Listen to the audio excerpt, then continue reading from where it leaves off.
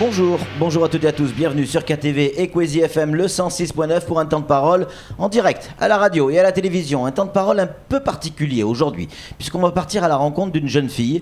Elle a 17 ans, son nom d'emprunt, on lui a donné un autre nom, c'est Amina. Elle est avec nous sur le plateau, elle porte le voile quasiment intégral, on ne lui voit que les yeux. Amina, bonjour. Bonjour. Merci d'avoir accepté notre invitation. C'est rare de voir quelqu'un de quasiment totalement voilé. Vous cachez quasiment l'intégralité de votre visage. On ne voit que vos yeux. Pourquoi ce choix ? Déjà, pour commencer, je souligne d'emblée qu'on ne m'a pas forcé à le faire, que j'ai voulu le faire moi-même. Et si je l'ai fait, c'est parce que je me dis musulmane. Et en tant que musulmane, en tant que musulmane pratiquante, il faut que je porte le voile, car c'est dit dans la sourate An-Nur, sourate la lumière, la sourate 24, au verset 31, qu'il faut porter le voile. Et dans la sourate 33, les coalisés, au verset 59, que les femmes, toute femme musulmane pratiquante doit porter le voile. Oui, alors toute femme pratiquante doit porter le voile, c'est pas forcément le cas à Mayotte. Autour de vous, vous êtes jeune, vous avez 17 ans, vous allez à l'école. Comment ça se passe à l'école ? Donc je souligne d'abord d'emblée aussi que Mayotte a plutôt référence à s'occidentaliser ces derniers temps. Donc les jeunes, la génération de maintenant, la mienne, commence à délaisser l'islam. Ils oublient ce qu'est que leur religion. Ouais. Et ce qu'il y en est de l'école, je peux vous dire qu'il y a beaucoup de gens qui me disent des propos racistes, à savoir intégristes, extrémistes, djihadistes, femmes. Je suis là aussi. Ils me disent aussi que je suis la femme à Koulibaly, que voilà, je fais partie du groupe Al-Qaïda et tout, mais je n'en ai cure de ces mots. Ça me touche pas. Ça... Quel regard vous portez sur ces jeunes qui partent faire le djihad en Syrie ? Pour commencer, je dirais que ce ne sont pas des musulmans, parce qu'il faut souligner que dans la communauté musulmane, il y a 73 groupes. 73 groupes qui se disent musulmans, mais après on ne sait pas lequel de ce groupe est le vrai. Et le prophète Mohammed sallallahu alayhi wa sallam, avant de mourir, il avait dit qu'un seul groupe est le vrai, mais on ne sait pas lequel. Donc chacun fait ce qu'il veut. Et pour commencer, je vais un peu parler de Charlie Hebdo. Charlie Hebdo s'est amusé à caricaturer soi-disant un prophète. Et voilà, le prophète qui a été caricaturé, il s'appelait Mahomet. Mais c'est qui Mahomet ? Mahomet, c'est pas le prophète. Le prophète, c'est son nom Muhammad. C'est pas Mahomet. Donc ces gens qui vont tuer des gens juste parce qu'on a caricaturé leur prophète, il faudrait qu'ils disent ce qu'ils ont derrière leur cœur, parce que franchement, s'ils se disent musulmans, là ils se trompent. Ils connaissent même pas leur prophète. C'est grave. Amina, vous vous sentez proche de quel groupe ? Je dirais que je suis dans aucun de ces groupes, parce qu'ils veulent tous s'approprier le statut de l'islam. Ils ne veulent pas le partager. Alors que normalement, l'islam, c'est une religion de paix. Le prophète Mohammed sallallahu alayhi wa sallam, il faisait la paix avec ses ennemis. Il y avait un homme qui, tout le matin, venait lui jeter des débris de morceaux de bouteilles cassées pour qu'il se blesse avant d'aller à la mosquée. Et pourtant, il faisait la paix avec lui. Une fois, il a oublié de le faire et il est parti le voir. Et il lui a demandé pourquoi aujourd'hui tu n'es pas venu me voir. C'est parce qu'il lui a dit qu'il était malade. Donc cela montre qu'il faut sympathiser avec les gens qui sont contre nous, qui nous veulent le mal, qui rejettent notre religion. Il faut les aimer, il faut les mettre en avant, il faut toujours penser à eux, il faut pas les oppresser, ni les opprimer, ni les mépriser. Est-ce que vous vous souvenez, Amina, du moment où vous vous êtes dit « il faut que je porte le voile » Qu'est-ce qui a déclenché, du jour au lendemain, le fait que vous puissiez porter le voile ?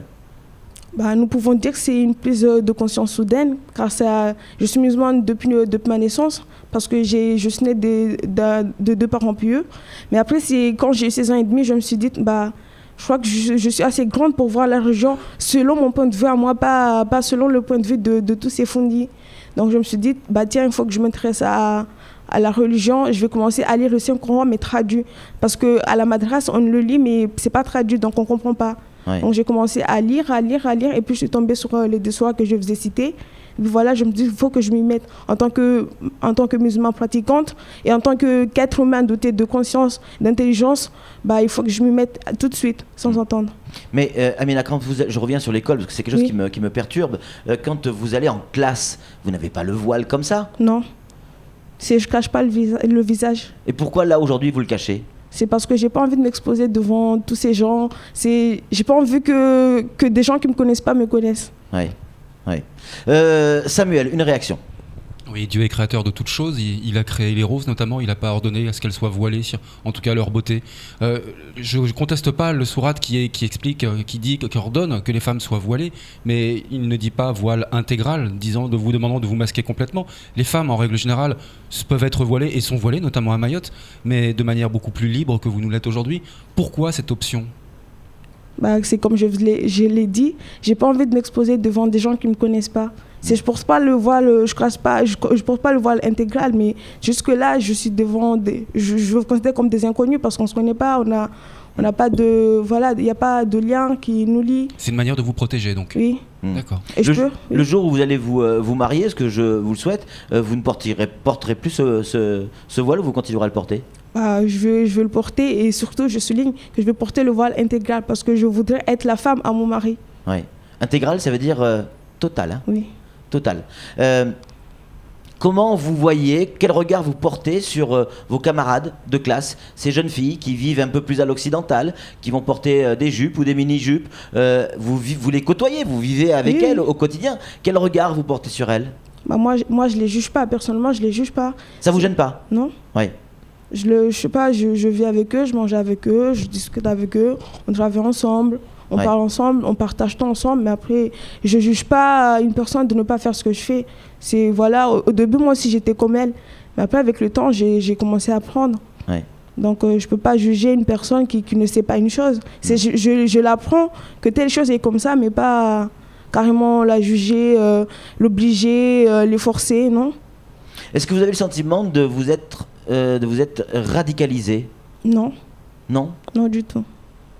Vous appartenez à quel vous ne l'avez pas dit tout à l'heure, vous dites aucun groupe, mais vous êtes bien issu d'une branche, plutôt sunnite, plutôt chiite ? Je suis sunnite. Sunnite. Oui. Donc ça, c'est l'avantage d'être clair. Flo ?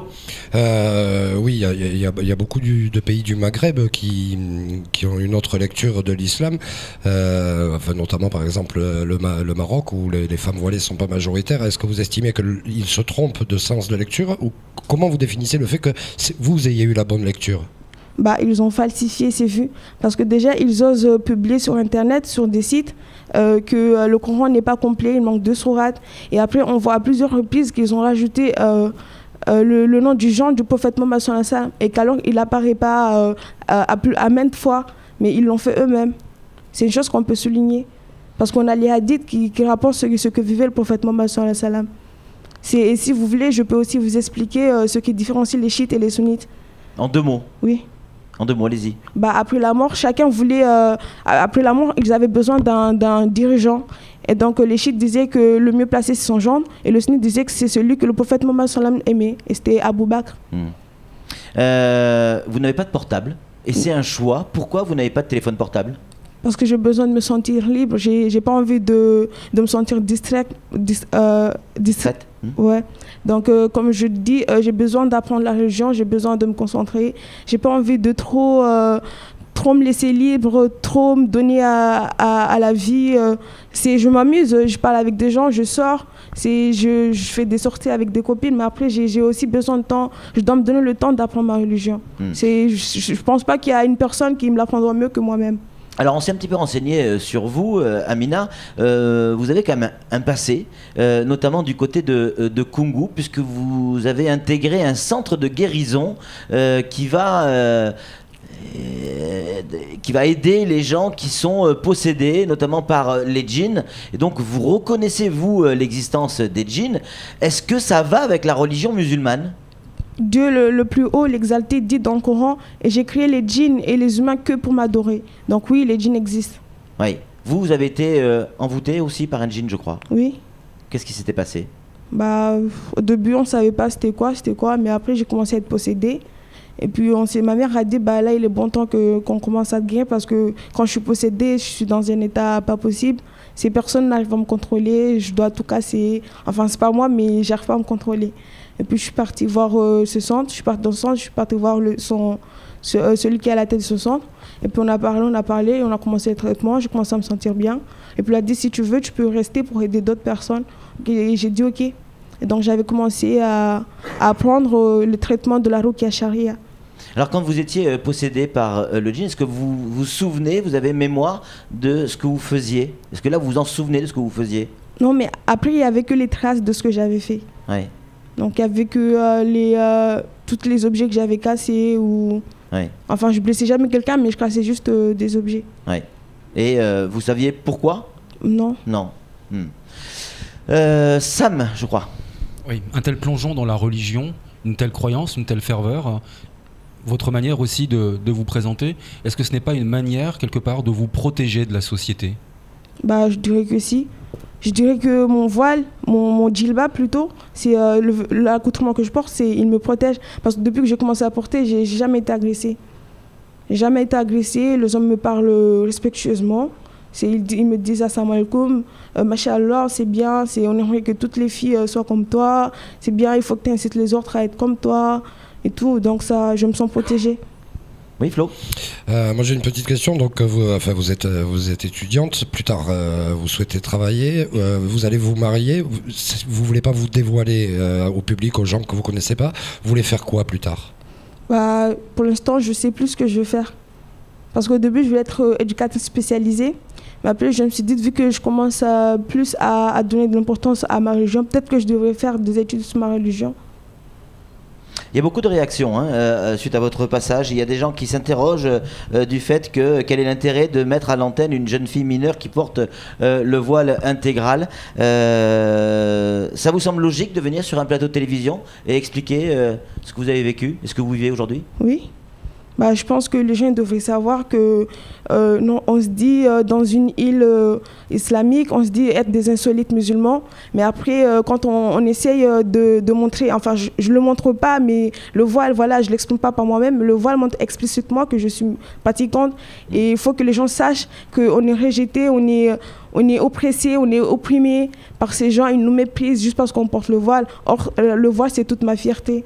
J'ai besoin de ce voile pour être... Mais vous comprenez l'amalgame qui peut être fait entre les derniers événements, on parle des attentats, etc. Oui. Et est-ce que aujourd'hui, c'est pas plus dangereux pour vous, dangereux entre guillemets, de porter le voile qu'avant ces attentats? Si, c'est devenu dangereux parce qu'à chaque fois, exemple, si je monte dans le bus, il y a le chauffeur qui dit que « Ah non, désolé mademoiselle, je ne peux pas vous accepter, je ne sais pas ce que vous avez en dessous du djilbab et tout, peut-être que vous avez une bombe. » Enfin, il y a des gens, ils ont peur, mais après, je les rassure. Ouais. J'essaie d'être... enfin, je sympathise avec les gens, j'essaie d'être zen, de montrer que non, il y a des gens qui se trompent dans le genre. Il y a des égarés dans tous les domaines. Donc, je les explique que non, on n'est pas pareil. Et à la fin, on finit par sympathiser et puis on devient amis. Est-ce que vous êtes nombreux ou nombreuses, des jeunes comme vous, qui, avec ces idées bien arrêtées sur la religion, avec a priori une connaissance qui tient la route de la religion, et des jeunes à vouloir porter le voile comme ça, ou vous êtes plutôt isolés? Et là, c'est rare. Ouais. Je dirais pas que je suis isolée parce que j'ai des copines qui portent le djilbab comme moi. De votre âge, oui. De cette génération? Oui. Ouais. Mais c'est rare. Ouais.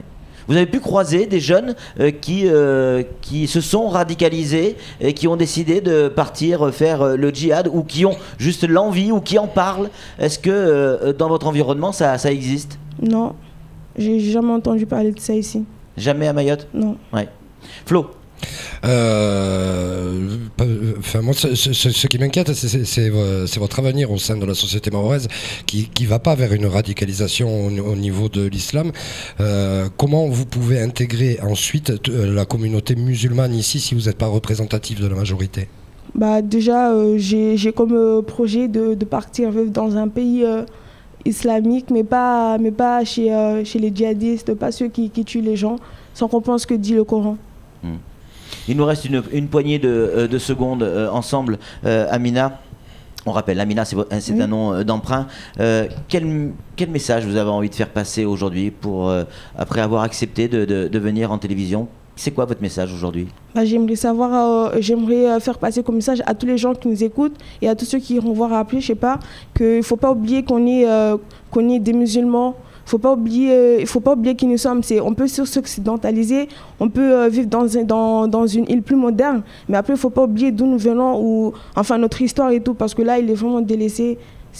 J'encourage les gens à aller ouvrir le Saint-Coran, à aller le lire et à aller le comprendre, parce qu'il faut savoir que la femme, elle est vraiment valorisée dans le Saint-Coran. Amina, pardon de vous poser la question, vous êtes française? Oui, Vous êtes donc mahoraise française, hein? oui. En tout cas, merci d'être venu sur ce plateau, d'avoir eu le courage de témoigner. Oui, c'est aussi ça, Kwesi, tout le monde a droit à la parole.